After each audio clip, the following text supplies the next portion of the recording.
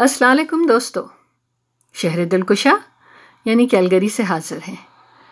آپ کو اپنے کافی سارے افسانے ہم سنا چکے ہیں، لیکن آج جو لے کر ہم حاضر ہیں وہ میری یادداشت کا ایک پل ہے۔ اس کا عنوان پیٹر جیسن ہے۔ سماعت فرمائیے کہ 2009 کے نومبر کی سرد ترین دھند میں لپٹی شام تھی جب میری مینیجر نے کہا کہ شاہین تمہارے لیے فون ہے۔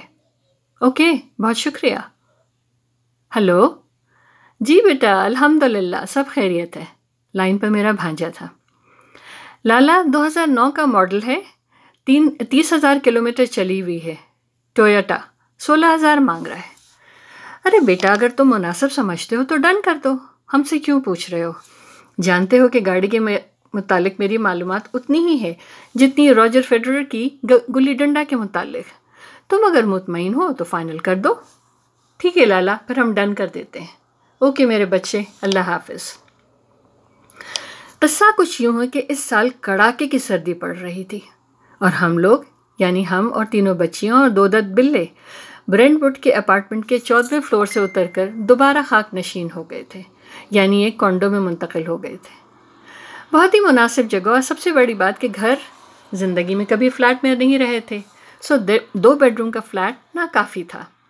مگر اس فلیٹ کی سب سے بڑی خوبی یہ تھی کہ یونیورسٹی سے 10 منٹ کی واک پر تھا، اور ایمن اور سعدیہ کے اسکول کی بس بھی ان کو اپارٹمنٹ کے دروازے سے ہی پک کرتی تھی۔ اور اس سے بھی اچھی بات یہ تھی کہ میری جاب پڑوس کی بلڈنگ میں تھی۔ مگر ہم خود اپنی تلون مزاجی سے تنگ، گویا دل مجھ سے تنگ اور میں دل سے تنگ۔ گو کہ موجودہ صورتحال میں وہ جگہ آئیڈیل تھی، مگر یونیورسٹی اور سرکولر ٹرین کے اسٹیشن کی قربت کے باعث کافی مہنگی، اور ہم پچھلے 3 سالوں سے معلق رہ کر تنگ آ گئے تھے۔ جیسے ہی ہم لوگوں کو یہ گھر ملا، سب کی رائے یہی ہوئی کہ نہیں، اب فلیٹ چھوڑ دینا چاہیے۔ اب ایمن بھی یونیورسٹی میں آ گئی تھی اور اس گھر سے 3 منٹ کی واک پر بس سٹینڈ تھا، اور یونیورسٹی پہنچنے میں اس کو بس 20 سے 25 منٹ لگتے۔ اتنا ہی وقت ہم کو بھی اپنے کام پر پہنچنے میں لگتا۔ لہٰذا سب کی رائے سے یہ طے ہوا کہ ہم لوگ اب گھر میں شفٹ ہو جائیں، سو ہم لوگ رینچ لینڈ میں شفٹ ہو گئے۔ خوشی کا عالم نہ پوچھیے، زمین زادیاں پھر زمین پر تھیں۔ ہم اس لیے خوش تھے کہ کچن بڑا تھا اور بیک اور فرنٹ یارڈ بھی تھا۔ کچھ کراچی کے گھر کی فیل آتی تھی، یعنی کچھ دل کی رفوگری کا سامان تھا۔ ویسے سب سے زیادہ خوش اس گھر میں بلے تھے، خاص کر کے میابی، اس کی خوشی تو دیدنی تھی۔ پھر قدرت کی کرنی ایسی ہوئی کہ موسم نے کروٹ لی، اور ایسی لی کہ لگا بیل نے سینگ بدل لیا ہے۔ وہ لوک کہانی ہے نا، بیل نے ایک سینگ پر دنیا اٹھائی ہوئی ہے، وہی والی۔ ایسی سردی کہ علامہ کیلگری بیچارہ ویسے ہی سردی کے معاملے میں بدنام ہے، تو لگتا ہے اس سال اس نے بھی دل پر لے لیا تھا کہ ٹھیک ہے باسیو، ایسا ہے تو پھر ایسا ہی صحیح۔ نومبر میں جو سرد ترین سپیل آیا تو نہ پوچھیے ہم مثبت 40 والوں نے -40 سینٹی گریڈ کا سفر کیسے کیا۔ ایسا ہی ایک سرد ترین دن تھا اور ہم بس کے انتظار میں اسٹاپ پر کھڑے تھے، اور بس ٹھیک ہے، نہ آج آتی ہے نہ کل، کسی بدگمان محبوب کی طرح ناراض۔ آخر 45 منٹ کے انتظار کے بعد جب ہونٹ نیلے ہو گئے، ناک سرے سے غائب ہو گئی، ہاتھوں اور پیروں کا احساس جاتا رہا، تو ہم نے گھر آنے میں ہی عافیت سمجھی۔ اس دن سوچا کہ نہیں بھائی، کنجوسی برطرف، اب جیسے بھی بند پڑے گاڑی لے لی جائے۔ اب گاڑیاں تو ہر قماش کی موجود ہیں بازار میں، مگر میرا مسئلہ یہ تھا اور ہے کہ گاڑی کے معاملے میں میری معلومات فقط اتنی ہیں کہ اس میں 4 پہیے اور 1 عدد سٹیئرنگ وہیل ہے، اور ایک پرزہ جو کراچی میں بہت بااختیار ہے، پر یہاں کیلگری میں بالکل بے اختیار، یعنی ہارن۔ اس وجہ سے میری خواہش تھی کہ گاڑی ہو، بلیلا نہ ہو۔ سو تلاش کا کار خیر بھانجے کو سونپا اور نشچنت ہو کر بیٹھ گئے۔ بھانجے کا یہ ہے کہ آپ اس کو کوئی کام اس کے حوالے کر دیں، پھر آرام سے بیک سیٹ لے لیجئے، نہ یاد دہانی کی ٹینشن، نہ بھولنے کا دھڑکا۔ وہ لڑکا الادین کے چراغ کے جن کی طرح مستعد اور متحرک۔ لہٰذا اسی شام 7 بجے چمچماتی ہوئی ٹویوٹا 2009 میرے دروازے پہ کھڑی تھی۔ الحمدللہ، احسان اس رب کریم کا جس نے بیکار کو صاحب کار کیا۔ پھر دوسرے دن انشورنس وغیرہ کی فارمیلٹی سے فارغ ہو کر صاحب کار ہونے کے احساس کو انجوائے کیا۔ کام پہ آنا جانا آسان ہوا، بچیوں کو واپسی پر یونیورسٹی سے پک کرنے میں سہولت ہوئی۔ غرض اللہ تعالیٰ نے زندگی بہت آسان کر دی۔ گو کہ یہاں ٹرانسپورٹیشن کی سہولت بہت اچھی ہے، مگر وقت زیادہ لگتا ہے، اور جب موسم خراب ہو تو بس ذرا ناقابل اعتبار ہوتی ہے۔ گاڑی کے سبب ذرا تفریح کا عنصر بھی ہم لوگوں کی زندگیوں میں شامل ہوا، ورنہ ان پچھلے 3 سالوں سے ہم لوگ تھے اور کام تھا۔ ان دنوں تو لگتا تھا کہ 20 کروڑ پاکستانی عوام میں صرف ہم ہی لوگ قائد اعظم کے پیروکار رہ گئے، کام کام کام اور صرف کام۔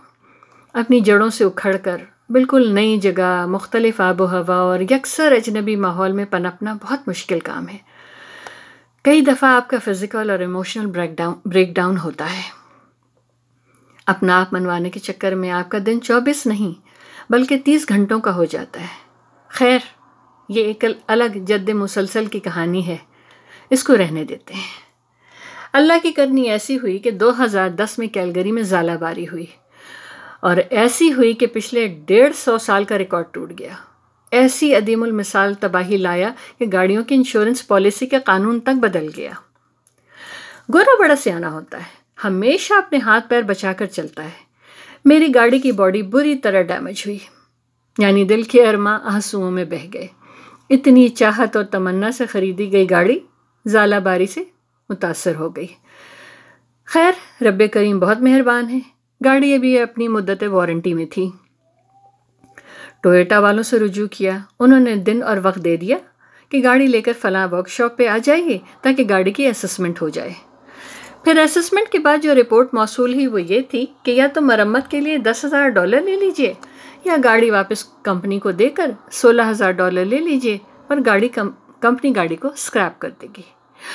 ہائے، اسکریپ کے خیال سے ہی دل پر گھونسا سا لگا۔ ایک میری مصیبت یہ بھی ہے کہ ہم بے جان چیزوں سے بھی اٹیچ ہو جاتے ہیں۔ اتنی لاڈلی گاڑی کے اسکریپ ہونے کا تصور ہی پریشان کن تھا۔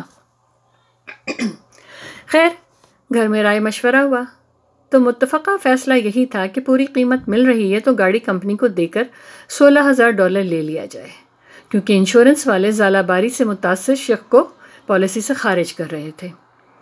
بڑے بھاری دل سے ہم نے اس فیصلے کو قبول کیا۔ دوسرے دن فجر کی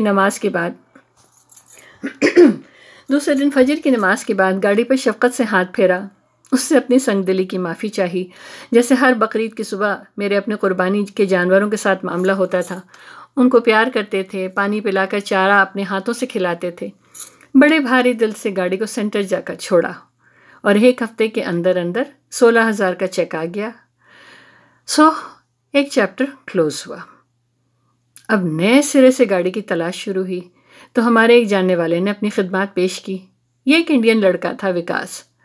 اس سے اسٹیپل پہ ملاقات ہوئی تھی، یہاں MS کرنے آیا تھا اور پڑھائی کے ساتھ ساتھ اسٹیپل میں پارٹ ٹائم جاب بھی کرتا تھا۔ وہی امیگرینٹ والی مشقت بھری کہانی۔ جب دوسری گاڑی